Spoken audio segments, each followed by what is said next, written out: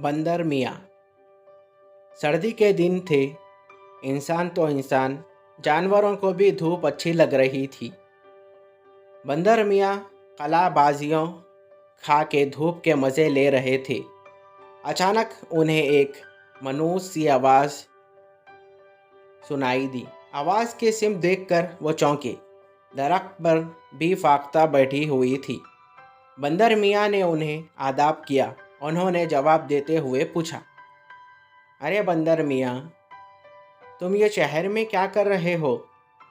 मैं एक डॉक्टर साहब के पास रह रहा हूँ और मैं यहाँ बहुत खुश हूँ।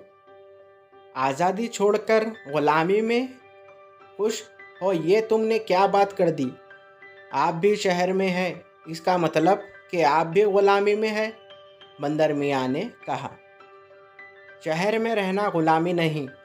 दरअसल तुम्हारे गले में जो जंजीर लगी हुई है वह ग़ुलामी है। मैं तो जंगल से अपने अजीज़ों से मिलने शहर आती हूँ और अपनी मर्ज़ी से वापस जंगल चली जाती हूँ। मेरे गले में कोई जंजीर नहीं और ना ही किसी पिंजरे में क़ैद हूँ। अपनी मर्ज़ी की मालिक हूँ, जब दिल चाहे कहीं भी आ जा सकती हूँ। यह कहकर फाख्ता बी ने बंदर मियाँ से पूछा, तुम किस तरह डॉक्टर साहब के पास आकर फंस गए? मुझे एक शिकारी ने जंगल से पकड़कर डॉक्टर साहब के हाथ फ़रोख्त कर दिया। जब मैं यहाँ बहुत खुश हूँ, बड़े मज़े से रहता हूँ, बेफिक्री से घास पर खलाबाजियाँ खाता रहता हूँ, डॉक्टर साहब की खिदमत करता हूँ, उनकी दवाइयाँ तैयार करने में मदद करता हूँ। उनके साथ रहकर मैं खुद भी डॉक्टर बन गया हूँ। क्या शहर की आबो हवा जंगल की आबो हवा का मुकाबला कर सकती है? हर वक्त दम घुटता महसूस होता है। बासी और गली सड़ी चीज़ें खाने को मिलती है, ऊपर से गले में जंजीर बांध देती है, भी फाख्ता ने कहा। यह बात आपकी दुरुस्त है कि जंगल की आबो हवा और शहर की आबो हवा में बहुत फ़र्क है। डॉक्टर साहब के दवाखाने के बाहर दरख्त और घास ना होती तो मैं भी यहाँ रहकर बोर हो जाता और भागने की कोशिश करता। आपसे मुलाकात हो जाने पर मुझे जंगल याद आ गया है।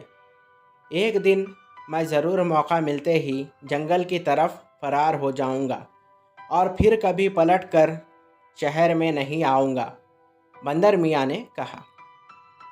एक रात डॉक्टर साहब ने बंदर मियाँ की जंजीर खोलकर लकड़ी के बने हुए घर में बंद तो कर दिया, लेकिन वह दरवाजे की कुंडी लगाना भूल गए। हवा के ज़ोरदार चलने से दरवाज़ा खुल गया। बंदर मियाँ को अब वहाँ से फरार होकर जंगल जाने का मौका मिल गया। जंगल में आकर बंदर मियाँ को बहुत सुकून मिला। उनकी वापसी पर सब जानवर खुश थे और उन्हें मुबारकबाद देते रहे थे। वो भी अपनों से मिलकर बहुत खुश थे। बंदर मियाँ को जंगल में आए कई दिन गुजर गए, लेकिन वो अपने अंदर एक बेचैनी महसूस कर रहे थे।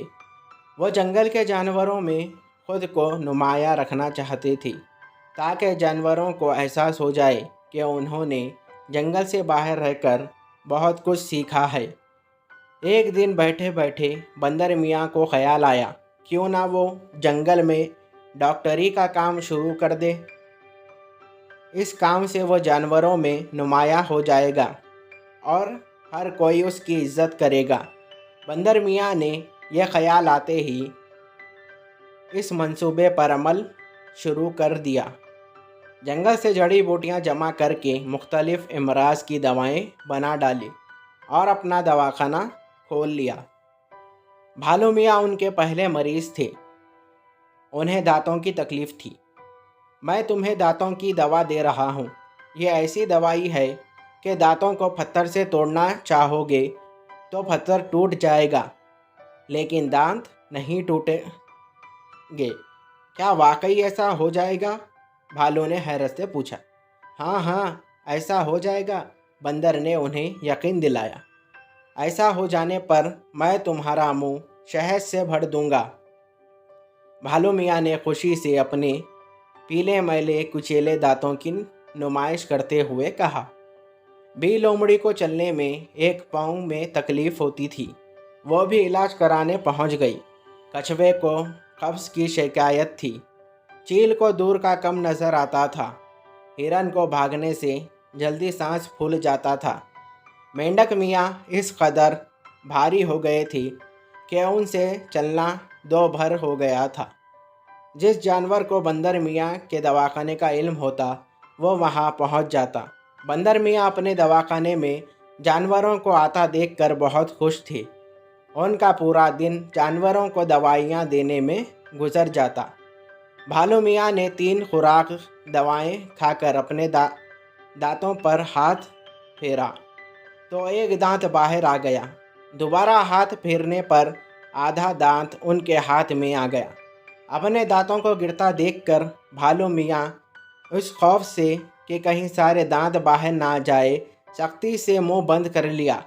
बी लोमड़ी सुबह सोकर उठी और खुराक की तलाश में निकलना चाहा तो उनकी वो टांग जिसमें तकलीफ़ थी वह पूरी ताकत लगाने पर ना उठ सकी। कछुए मियाँ दवाई खाकर पूरी रात परेशान रहे। सुबह उठने पर चील ने आँख खोल कर देखा ना चाहा तो उसकी आँख में अंधेरे के अलावा कुछ दिखाई नहीं दे रहा था, जबकि दूसरी आँख से भी धुंधला नज़र आ रहा था।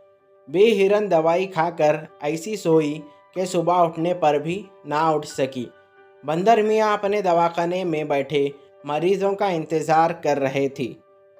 उन्होंने बहुत सारे जानवरों को दवाखाने की जानिब आता देखा तो समझ गए कि उनकी दवाइयों ने उल्टा काम दिखा दिया है।